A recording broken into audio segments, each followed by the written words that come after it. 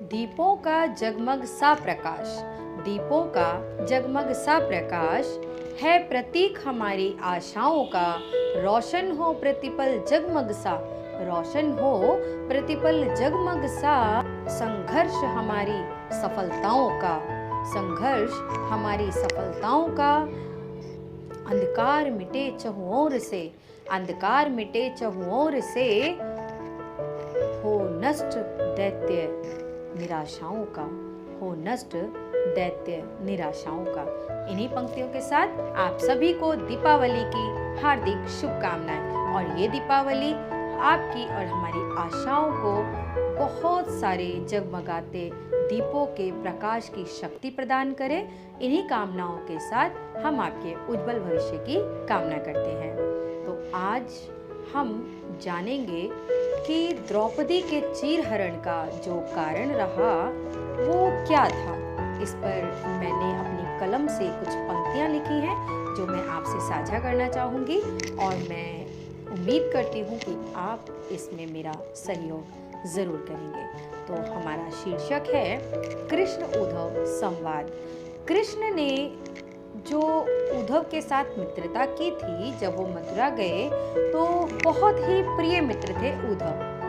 उद्धव को अचानक एक बार स्मरण हुआ और उन्होंने कृष्ण से कहा, हे कृष्ण, कुछ प्रश्न है मेरे मन में, क्या मैं पूछ सकता हूँ? और इन्हीं प्रश्नों को लेकर जब वह कृष्ण के सम्मुख पहुँचे तब कृष्ण ने कहा, बिल्कुल तुम मेरे सखा हो, पूछ सकते हो। तो उद्धव वहां पूछते हैं कि द्रौपदी तुम्हारी प्रिय सखी है। जब द्रौपदी आपके प्रिय सखी है और आप इतने शक्तिवान हैं कि भूत भविष्य सब कुछ जानते हैं, फिर द्रौपदी के साथ ऐसा क्यों हुआ कि चीरहरण जैसी स्थिति वहां पर जन्म ले गई? तो इस पर कृष्ण क्या कहते हैं? मेरी ये कविता इसी वर्णन को आपके सम्मुख रखने का प्रयास करती है, तो सहयोग कीजिएगा। बड़े ही प्रश्न चिन्हित भाव से उद्धव कृष्ण के सम्मुख पहुंचकर कहते हैं, हे कृष्ण, हे केशव, यदि आज्ञा हो तो क्या पूछ सकता हूँ एक मर्म? जिसे तुम प्रिय सखी कहते हो, जिसे तुम प्रिय सखी कहते हो, क्यों होने दिया संग उसके दुष्कर्म? तुम भूत भविष्य के ज्ञाता, तुम भूत भविष्य के ज्ञाता, क्यों युधिष्ठिर को ना ज्ञान दिया? धर्मराज युधिष्ठिर को, धर्मराज युधिष्ठिर को क्यों परिणति का ना भान दिया? यहाँ उद्धव कहते हैं कि आप तो सब कुछ जानते थे, फिर आपको तो पता ही होगा कि आगे क्या होने वाला है, फिर आपने युधिष्ठिर से क्यों नहीं बताया कि क्या इसकी परिणति होगी, क्या इसका अंत होगा, क्या आपको जुए में बैठना चाहिए या नहीं? आगे उद्धव कहते हैं, छली कपटी उस द्यूत सभा से, छली कपटी उस द्यूत सभा से, क्यों युधिष्ठिर को रोका नहीं? चलो नहीं रोका तो ना सही, नहीं रोका तो ना सही, पर भाग्य क्यों मोड़ा नहीं, पर भाग्य क्यों मोड़ा नहीं? हे केशव, आप चाहते तो कुछ भी हो सकता था, फिर भाग्य क्यों नहीं मुड़ा? क्यों वो युधिष्ठिर के पक्ष में नहीं आया? चलिए आगे कहते हैं, दुर्योधन के छल के आगे, दुर्योधन के छल के आगे युधिष्ठिर सब कुछ हार रहा था। क्यों अधर्म चटकारे लेकर, क्यों अधर्म चटकारे लेकर, क्यों धर्म की बाहें फाड़ रहा था, क्यों धर्म की बाहें फाड़ रहा था? धर्म हारा, धर्म हारा, राज्य हारा, भ्राताओं को भी हार गया। यूं बुद्धि विवेक क्षीण हुई कि कुलवधु को भी हार गया, कि कुलवधु को भी हार गया। कहते कहते उद्धव कहते हैं कि हे केशव, तुम चाहते तो उन पासों में, तुम चाहते तो उन पासों में वो चमत्कार उत्पन्न होता, धर्म खिलखिलाकर हंसता और अधर्म अश्रुओं से रोता, धर्म खिलखिलाकर हंसता और अधर्म अश्रुओं से रोता। फिर हे केशव, फिर हे केशव, उस नारी का अपमान सभा में क्यों होने दिया, अपमान सभा में क्यों होने दिया? द्वार खड़े अवलोकित रहे, द्वार खड़े अवलोकित रहे, भीतर प्रवेश क्यों न किया, भीतर प्रवेश क्यों न किया? होता, दुर्योधन के इस कुकर्म में क्यों हस्तक्षेप तुमने न किया, माँ कुंती और गांधारी के कुल विनाश को क्यों स्थिर न किया, माँ कुंती और गांधारी के कुल विनाश को क्यों स्थिर न किया। यूँ कहते कहते उद्धव के दृग्दयाद्र जल में भीग गए, वाणी कंठ में अवरुद्ध हुए, करुणा के विप्लव जीत गए, करुणा के विप्लव जीत गए। सुनकर उद्धव की बातें गोविंद मंद मंद मुस्काते हैं। सुनकर उद्धव की बातें गोविंद मंद मंद मुस्काते हैं। धैर्य धरकर सुनो हे मित्र, धैर्य धरकर सुनो हे मित्र, हम रहस्य तुम्हें बताते हैं, हम रहस्य तुम्हें बताते हैं। अब यहाँ उद्धव के कितने सारे प्रश्न थे कि आप चाहते तो कुछ भी नहीं होता, फिर क्यों ऐसी स्थिति बनी, क्यों वो जुए में बैठे, क्यों वो सब कुछ हार गए, अपना राज्य हार गए, अपनी संपत्ति हार गए, अपने भाइयों को हार गए। उसके बाद तो बात सोचिए, आप अपनी कुलवधू तक को दांव पे लगा दिया युधिष्ठिर ने, जबकि वो तो धर्मराज कहे जाते हैं। फिर ऐसी स्थिति क्यों बनी है केशव? तो केशव कहते हैं कि प्रश्न तो तुम्हारे सही हैं, पर धैर्य रखो और सुनो, मैं बताता हूँ ये सब क्यों हुआ। तो यहाँ सुनते हैं केशव की वाणी। अब कृष्ण क्या कहते हैं? ना होने देता मैं विनाश, ना होने देता मैं विनाश, यदि आज्ञा मुझे मिली होती, ना होने देता सर्वनाश, ना होने देता सर्वनाश, यदि सुधि उन्हें मेरी होती, यदि सुधि उन्हें मेरी होती। तो यहाँ केशव किस तरफ इशारा करते हैं? इशारा करते हैं कि हम अपने जो हमारे जीवन के ऐशो आराम हैं, हमारे जीवन के कार्य हैं, उनमें हम खुद ही ईश्वर को भूल जाते हैं और फिर कहते हैं ऐसा कैसे हो गया, है ना। तो केशव कहते हैं यदि सुधि उन्हें मेरी होती तो मैं ये सर्वनाश कभी नहीं होने देता। अब आगे सुनिए केशव क्या कहते हैं। अधिक विवेकी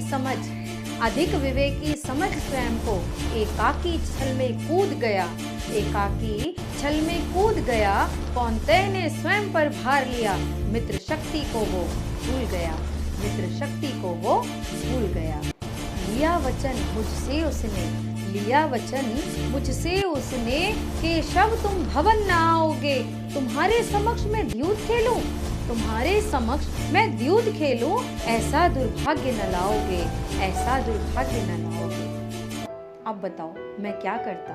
उसी ने तो कहा था कि जब तक मैं ना पुकारूं या जब तक कोई तुम्हें ना पुकारे तब तक तुम भवन में प्रवेश मत करना।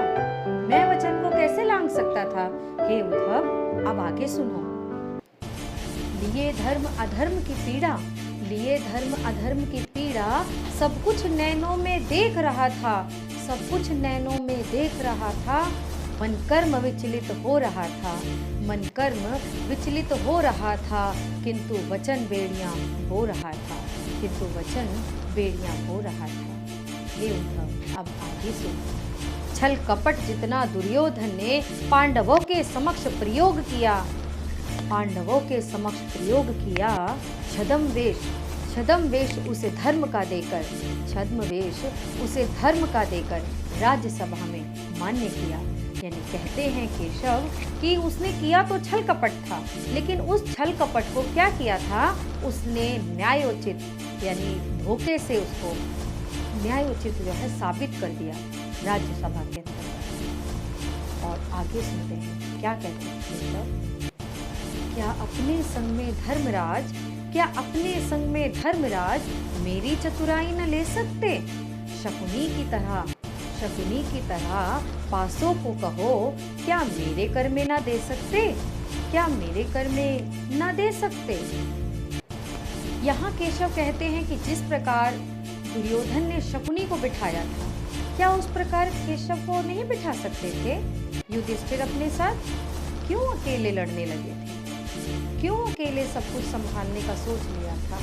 तो दुर्योधन ने क्या किया? जो भी उसका छल था उसको उसने मान्य घोषित कर दिया। यदि मैं साथ में होता तो क्या कभी हार होती? और सुनिए आगे क्या कहते हैं केशव। पर वचन लिया उसने मुझसे, जब तक न पुकारे जाओगे। सुनो हे केशव, तुम भवन के भीतर प्रवेश न पाओगे, भीतर प्रवेश न पाओगे। तुम ही कहो, अब तुम ही कहो हे मित्रवर, क्या वचन लांग में सकता था, क्या वचन लांग में सकता था, जो विधि ने चाहा हो रहा, जो विधि ने चाहा हो रहा, क्या उसे टाल में सकता था, क्या उसे टाल में सकता था। अधर्म का बढ़ता तांडव देख, अधर्म का बढ़ता तांडव देख, चुप रहा मैं इसका खेद है, चुप रहा मैं इसका खेद है। हर कार्य की निश्चित नियति है, हर कार्य की निश्चित नियति है, इस कार्य में भी कोई भेद है, इस कार्य में भी कोई भेद है। हे उद्धव, अब आगे सुनो। भीम, भीम अर्जुन नकुल सहदेव सभी ने मुझको विस्मृत किया। मतलब युधिष्ठिर तो भूले ही भूले, भीम अर्जुन नकुल सहदेव सभी ने मुझको विस्मृत किया। चाहकर भी कुछ ना कर पाया, चाहकर भी कुछ ना कर पाया, हर क्षण अश्रु का घूंट पिया, हर क्षण अश्रु का घूंट पिया। हाय नियति, हाय नियति कैसी रूठी, असहनीय पीड़ा तो तब हुई। हाय नियति कैसी रूठी, असहनीय पीड़ा तो तब हुई, जब दुर्योधन ने दिया आदेश, जब दुर्योधन ने दिया आदेश, हे दुशासन खींच लाओ, हे दुशासन खींच लाओ उस द्रौपदी को तुम पकड़ कर, उस द्रौपदी को तुम पकड़ कर। सोचो उद्धव, जब ये हुआ होगा, जब ये आदेश दुर्योधन ने दिया होगा, मुझ पर क्या बीती होगी, क्या पीड़ा हुई होगी। क्या कहते हैं केशव, आगे सुनिए। बोलो हे मित्र मेरे उद्धव, बोलो हे मित्र मेरे उद्धव, क्या मुझ पर बीत रही होगी, क्या मुझ पर बीत रही होगी, जब उस दुशासन की क्रूर बाहें द्रौपदी को खींच रही होगी, द्रौपदी को खींच रही होगी। जल सागर उमड़ा नैनों में, जल सागर उमड़ा नैनों में, विषाद गिरी बन रहे हृदय में, विषाद गिरी बन रहे हृदय में, हुंकार शोणित भर रहा नसों में, दूर शीश उड़ा दूं एक पल में, दूर शीश उड़ा दूं एक पल में। वचनबद्ध में बंधा हुआ, वचनबद्ध में बंधा हुआ, सब कुछ नैनों से निहार रहा था। तुम भान करो, तुम भान करो मैं मान बढ़ाऊं, हृदय मेरा पुकार रहा था। तुम भान करो मैं मान बढ़ाऊं, हृदय मेरा पुकार रहा था। हे उद्धव, वो घड़ी कैसी थी, ये मेरे हृदय से पूछो। जब क्रूर दुशासन द्रौपदी को खींच रहा था, तब मैं कह रहा हूँ, बार बार मेरा हृदय कह रहा था कि मुझे याद करो, मुझे स्मरण करो, ताकि मैं तुम्हारी रक्षा कर सकूं। पर वहाँ पर उपस्थित किसी को भी मेरा उस पल स्मरण नहीं था। मैं कैसे अपने वचन को ला सकता था उद्धव। आगे सुनिए केशव क्या कहते हैं।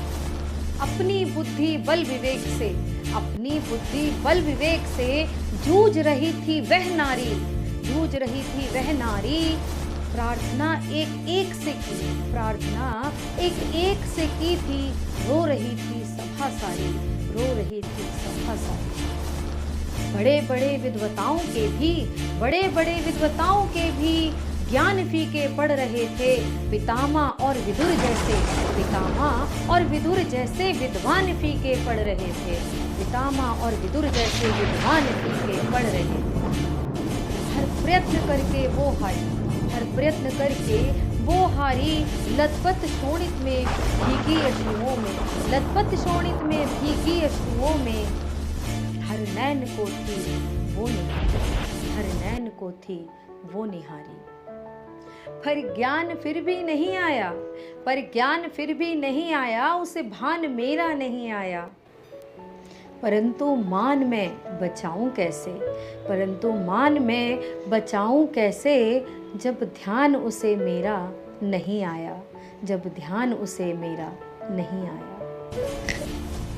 अकस्मात आदेश हुआ, अकस्मात आदेश हुआ उस दुर्योधन का दुशासन को, हे वीर उठो, हे वीर उठो, निर्वस्त्र करो इस दासी के, इस दासी के प्रशासन। अब देखिए वो घड़ी आई, हे उद्धव जब दुर्योधन ने दुशासन को आदेश दिया कि इस दासी को निर्वस्त्र कर दो, अपने भाई को दुशासन को दुर्योधन ने कहा, तब क्या हुआ हे उद्धव, आगे सुनो। जब दुशासन आगे बढ़ रहा था खींचने को उसकी साड़ी, तब जाने कैसे भान हुआ, बोली आन बचाओ गिरधारी, बोली आन बचाओ गिरधारी, बोली आन बचाओ गिरधारी। हे गिरधारी, हे मेरे सखा, इस भरी सभा में लाज गई, अब आ जाओ हे गिरधारी, अब आ जाओ हे गिरधारी, अन्यथा मैं निष्प्राण हो, अन्यथा मैं निष्प्राण हो, अन्यथा मैं निष्प्राण हो। जिस घड़ी की थी